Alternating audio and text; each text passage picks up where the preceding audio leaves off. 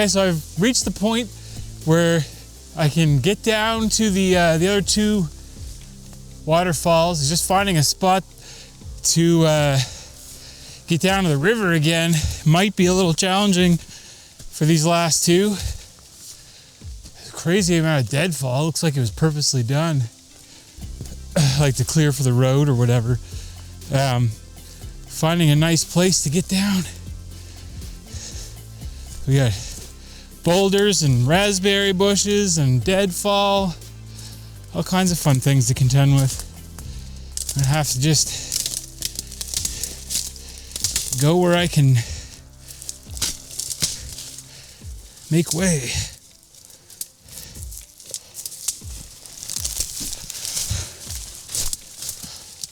Once I'm past the deadfall, it looks like it's the same old growth, so I'll be happy then. All right, back into the woods. It's immediately somewhat more of an incline than the previous one, but it's all good. At least these two are almost in the same spot. It's a tributary. I think I can hear water. I'm not used to hiking. I'm getting a little tired, which is good. I need the exercise. All right, I'm gonna follow roughly this bearing / path of least resistance down. See where we end up. And I'm definitely gonna check for ticks when I get home. I forgot my tick spray. Remembered my bear banger, but I didn't bring my tick spray.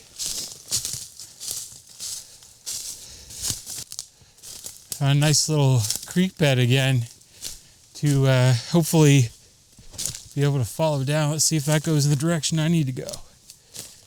It does go down to one of them, generally, so I think I'm going to follow it. And immediately meanders the wrong way. Scrap that idea. I'm going to continue bushwhacking. The charred looking stump.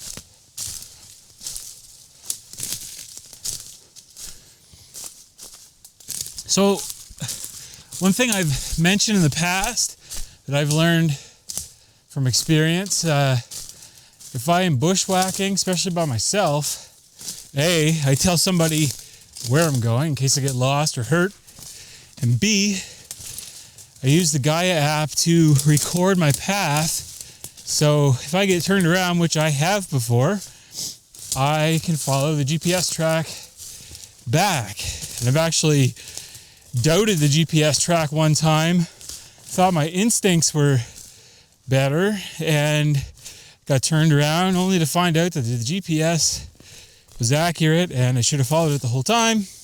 I just thought sometimes when there's a lot of tree covered, I don't find GPS is 100% accurate. Anyway, just a little tip for you. Keep in mind, reminder, when you're hiking in the bush. So I'm on the descent down to the river. Nice and easy walking as far as trees go, and incline is not bad. Definitely not as bad as the I keep making sure I don't lose my mic. That would be not cool. Whoa. All right. These are neat little things. If you're wondering what this is, the occasional blue glowing light. They're Rode wireless Go 2 microphones. So this is like the transmitter. I have a receiver in my bag that's plugged into an external audio recorder, so I can record my external audio for my GoPro. Although the GoPro does have pretty good sound, it makes a good backup, which I've had to fall back on in the past. It just isn't as crisp as good audio, and these are a little bit expensive. I do some actual professional video work, so it made sense for me to have something a little bit higher end. But I've even used a cell phone with a decent lav mic. That's the mic that clips on your shirt. You might have noticed in my old videos, and it does a really good job. So, you know, if you're filming your own thing, grab yourself an external mic. It's well worth it, because I mean, you get these cameras, you don't know if the mic's facing you, you turn your camera around, you know, to get a shot, and you still get crisp audio regardless of where the mic's pointed. If I was recording audio with my GoPro only, I would be out of luck. So, walking on the creek bed, as you might not actually be able to tell, or no, sorry, the brook bed. Another question for you guys that know more than me, which is almost anybody. What is the actual difference between a brook and a river? Because this is technically called the East Branch of the Folly River. And there's a little trout. You see him zooming around. Or some fish got stuck in a small little puddle. Poor bugger.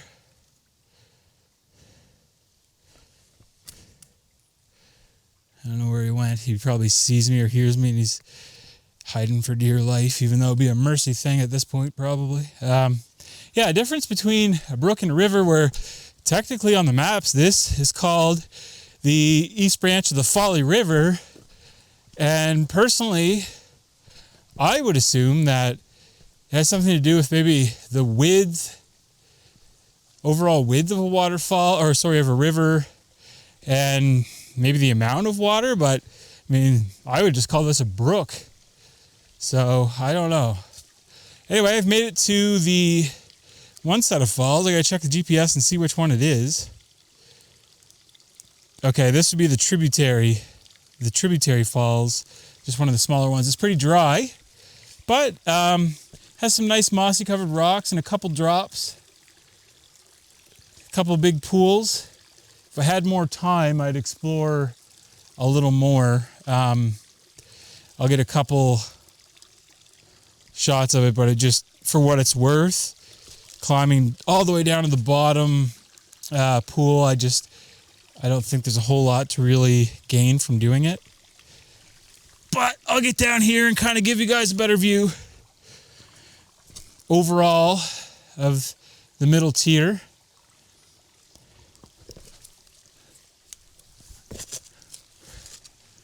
I'm going to extend my giant selfie stick.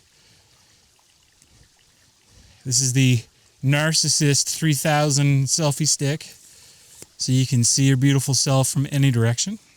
That's why I bought it. So I don't know. There's not a whole lot to see. There's a pretty neat view in this direction. It does go down a little ways. I'm acting like there is still a decent drop off in that direction. I just don't have it in me to climb around for what's probably the same as this. But I mean, we have this cool deadfall and the sun hitting everything. I will have to get a better shot, and maybe a little shot on my phone here. Let's see. I got a love-hate relationship with phone cameras. I mean, they're amazing for almost every purpose. It's just like, and they're always right in your pocket. But as like a videographer, a camera snob, they're just not quite B-roll material for me now. I still have to go through the effort of digging out my big camera to get there's something about it. I don't know. It's the lens and higher bit rate, more data. I don't know. It's just a real camera still for stuff like this is still better. Anyway, I'm going to get a couple quick shots with my big camera, and then I'm going to hike up to the Longbrook Falls or whatever it is. Whatever. speaking of narcissism, I read a study that you can detect a narcissist by the thickness of their eyebrows. I think I'm doomed. I got a giant selfie stick and thick ass eyebrows. But seriously, apparently well manicured. I don't fit that bill. Feminine. I don't know. Almost seems like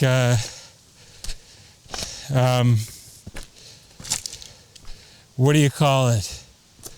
An oxymoron to have feminine, bushy eyebrows. But yeah, well-tailored, feminine, bushy eyebrows are supposed to be an indicator of narcissism. Sounds like a good way to stereotype just about anybody, but I'm not a psychologist.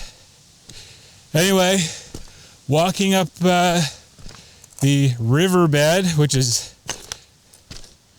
like a gravel highway or gravel roadway. I'm pretty sure I've arrived at the other waterfall, which was a stone's throw from the other one. I can actually see still see the top of the previous one. I'm at the base of this one this time. I'll look and see what time it is. I might climb to the top of this one. There's a lot of mixed gravel here. And I read when I was trying to learn how to pan for gold that mixed gravel, like boulders of different sizes,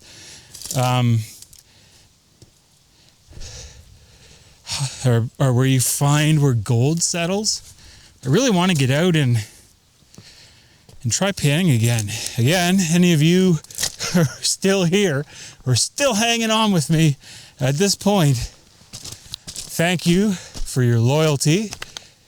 And if you're one of my YouTube friends, I always watch all my YouTube friends' videos all the way to the end. Because over the years, I've actually made as genuine of a friendship as you can with the personality on YouTube. And I enjoy the folks that I've met through YouTube, seeing their updates and seeing what they're up to. So it's just a pleasure to watch my friends' videos. So, you know, if you genuinely put some effort into your content, it doesn't have to be, you know, production quality or anything, but you put some effort into it and we're friends. I support you all the way through to the end. So if you're here for me, that's awesome. Now, I've reached the end of how far I can walk. It doesn't look like much to scale, but I do want to see. I think this is supposed to be one of the bigger ones. I'm going to record this GPS again all the way till I get on the road from here, because there might be a direct way to the top of this waterfall, although it wasn't bad to get into that where I ended up at the other one. So or climb up this, what you see behind me, which isn't overly intimidating, but I'd rather not get banged up if I don't have to. Made it to the top of what looks to be like a two-tiered or multiple-tiered waterfall. It's very dry. I'm not going to bother getting any B-roll of it. There's nothing going on. You can see the scenery from the GoPro as I was climbing. But we're going to climb to the top of this second tier, which is probably 5 or 6 feet at the most. I think that's it. Time for me to head on out of here. Anyway, that's going to do it. I think I'm not going to bother going through all this deadfall where it's so dry. I don't think there's a whole lot to see. I've seen 3 waterfalls, and I'm about ready to wrap it up. As much as I love the hike and the beautiful weather and late summer, early fall, it's time for me to get out of here and get home. And I appreciate again, once again, you guys who stuck through the very end of the video. For those of you who are still here, it's probably a long one. I'm going to try to, cut it back a little bit in editing.